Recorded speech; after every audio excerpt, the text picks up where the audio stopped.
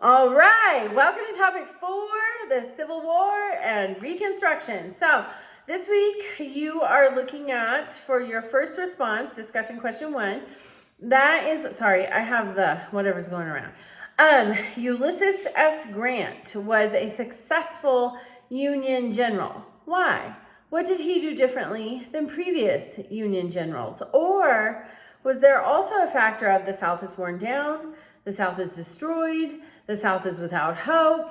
What were the factors? How did he finally emerge victorious and win the Civil War? Discussion question 2, you're looking at the purpose of Reconstruction versus the actual results. They're very different. The purpose of Reconstruction can be seen in what are known as the Civil War or Reconstruction Amendments. The 13th Amendment ended slavery nationwide. That was important because the Emancipation Proclamation only ended it in the rebel states. The 14th Amendment, equal protection under the law. The 15th Amendment granted voting rights to men of really African American men, but the main gist was no longer can race be a factor in denying a man's right to vote. At that time, women did not yet have the right to vote. That doesn't come until 1920 with the 19th Amendment.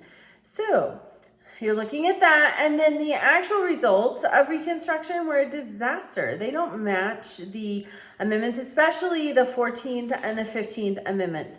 We see things like Plessy versus Ferguson, where the Supreme Court is perverting the 14th Amendment to create the separate but equal doctrine. In that decision, there's a dissenting justice, Justice Harlan, and dissenting means he did not agree with the rest of the Supreme Court in that decision.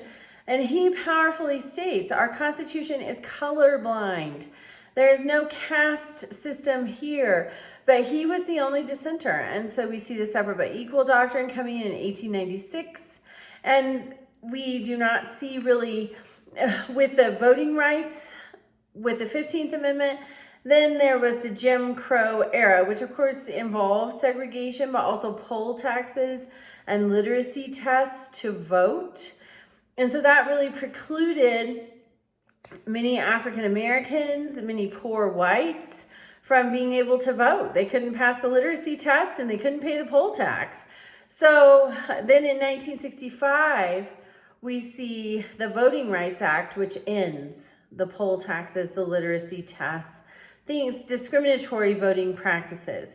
Almost 100 years after the 15th Amendment is ratified, we get the Voting Rights Act, and finally those rights are realized.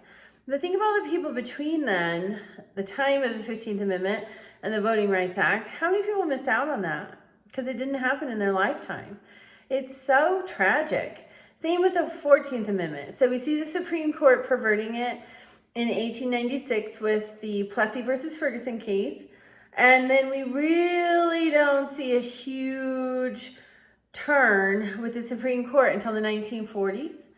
In the Shelley versus Kramer case, the Shelley family purchased a home. They were an African American family, purchased a home in a neighborhood that had a restrictive covenant that would not allow the sale of real estate in that neighborhood to Asian or African people.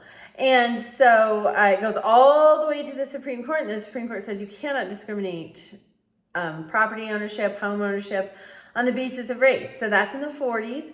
Then in the 50s, we have Brown versus Board of Education that ends segregation and public accommodations. And then in 1964, we finally have the Civil Rights Act. We're getting traction. We're getting federal enforcement of these 14th Amendment rights. So really, it takes almost 100 years before the protections and the rights in the 14th and 15th Amendments are fully realized. Then for your assignment, excuse me, you're doing a Civil War and Reconstruction's character study. So pick somebody from the list. It's provided in the assignment.